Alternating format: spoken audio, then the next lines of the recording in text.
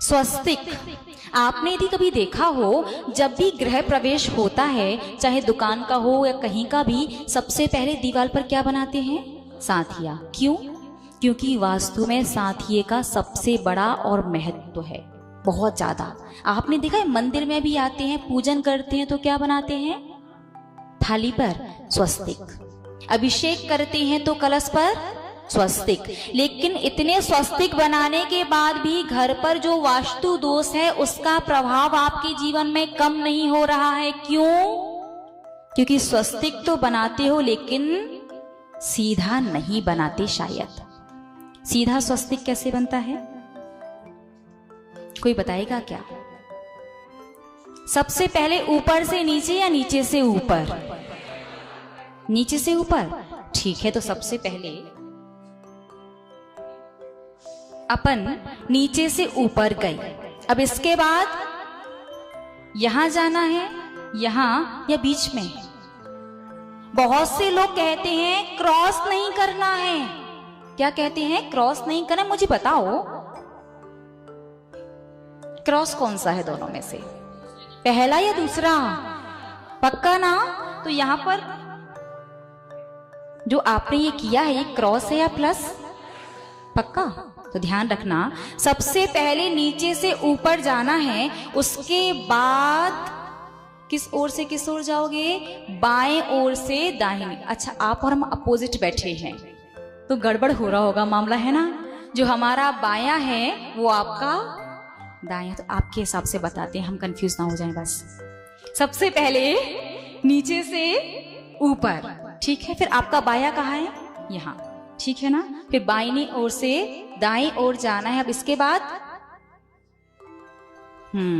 अब इसके बाद जो आप यहां तक आए हो, इसी लाइन को नीचे लेकर के जाओ और हलंत निकालो। ध्यान रखना, अरिहंत नहीं, हलंत।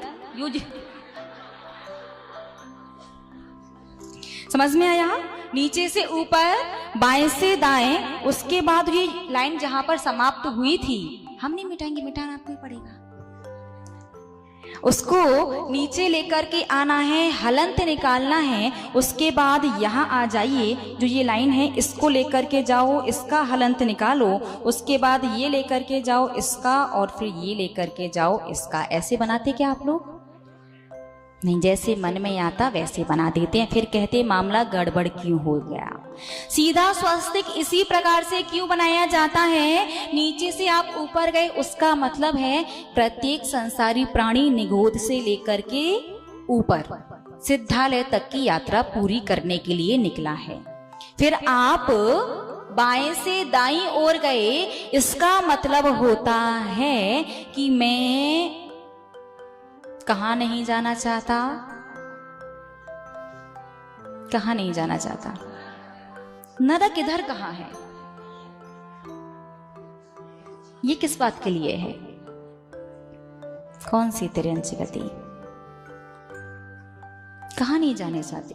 इस लाइन को बाद में बताएंगे, उससे पहले जो ये लाइन है, ये लाइन नरक नहीं जाना है। नीचे की तरफ क्या होता है? नरक नहीं जाना है, और हलंत का मतलब नहीं जाने का संकल्प। ये लाइन त्रियंच गति में नहीं जाना है, त्रियंच गति में नहीं जाने का संकल्प। ये देव गति में जब तक मोक्ष नहीं मिल रहा तो त्रियंच और नरक गति में जाने से अच्छा है कि देव गति। लेकिन देव गति में भी नहीं जाना, क्योंकि हमें तो कहाँ जाना है?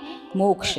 तो जब तक मोक्ष नहीं जा रहे तब तक के लिए ओके है, क्योंकि बीच में पंचम काल चल रहा है, अभी कहीं ना कहीं तो जाना पड़ेगा। उसके बाद वहां से आकर के चौथे काल में मनुष्य बन के मोक्ष जा पाएंगे, तब तक के लिए देव गति मिलेगी तो ओके। लेकिन देव गति में भी नहीं जाना है, नहीं जाने का संकल्प, और मनुष्य पर्याय भी जल्दी से अंतिम आ जाए, इसलिए मनुष्य गति में भी नहीं जाना है और नहीं जाने का संकल्प। और जो ये लाइन बची एक, ये है स्थावर, एक इंद्रिय जीव की। पानी, अग्नि, वनस्पति, पृथ्वी और वायु में नहीं जाना है, क्योंकि इस एक इंद्रिय की पर्याय में यदि एक बार आप चले गए तो असंख्यात भव तक वहां से निकलने की कोई भी उम्मीद नहीं होती है। अब बिंदी कहां से लगाओगे? यहां से। अच्छा, अपन नंबर लिख देते हैं। ये 1 नंबर है, ये 2 है, 3 है, 4 है। कहां से शुरू करोगे बताओ? लिख देते हैं यहां।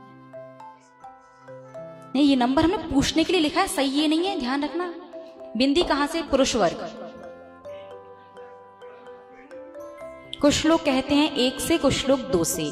स्त्री वर्ग 1 से। नहीं, ये हमने पूछने के लिए लिखा है, सही नहीं है। और सही भी हो सकता है, बताएं? बिंदी यहां से नहीं, बिंदी लगानी है 3 नंबर से। पहली बिंदी यहां आएगी, दूसरी बिंदी उसके बगल में, दूसरी के नीचे तीसरी, और तीसरी के बगल में चौथी। बात समझ में आई? पहली बिंदी, दूसरी, तीसरी उसके नीचे और चौथी उसके बगल में। इस प्रकार से ये 4 बिंदियां 4 अनुयोग का प्रतीक हैं कि बिना चारों अनुयोगों के पढ़े बिना आपकी 4 गतियां नहीं छूट सकती। 4 गति छूटने के लिए क्या पढ़ना पड़ेगा? 4 अनुयोग। और जब 4 अनुयोगों को पढ़ लिया जाता है, आप स्वस्तिक या तो सीधे सिद्ध शिला से शुरू कर देते हो, या फिर स्वस्तिक बनाने के बाद पहले सिद्ध शिला बनाते हो। अभी सिद्ध शिला नहीं बनेगी, 4 बिंदी के बाद लगती हैं 3 बिंदियां। ठीक है ना? सम्यक दर्शन, सम्यक ज्ञान और सम्यक चारित्र।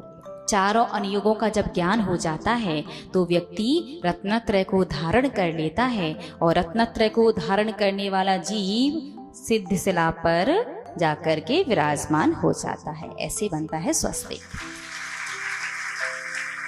सबसे पहले नीचे से ऊपर की ओर, उसके बाद बाएं से दाएं ओर, और जो जिस लाइन से आप आए हो उसी को नीचे लेकर के जाओ, हलंत निकालो। उसके बाद त्रियंश गति वाली जो है तिरछी, उसे लेकर के जाओ, हलंत निकालो। फिर ऊपर जाओ, हलंत निकालो, और टेढ़ी जो लाइन है मनुष्य गति के लिए, उधर जाओ, हलंत निकालो। उसके बाद बिंदी 1, 1 के बगल में 2, 2 के नीचे 3 और 3 के बगल में 4। इसके बाद ऊपर 3 बिंदियां, सम्यक दर्शन, सम्यक ज्ञान, सम्यक चारित्र। और आपको बाएं से दाईं ओर आना ही ध्यान रखना रत्नत्रय में। और रत्नत्रय धारण करके कहाँ जाते हैं? सिद्धालय पर सिद्ध शिला बनाओ, और उसके बाद एक सिद्ध जीव। ये होता है पूरा सही स्वस्तिक।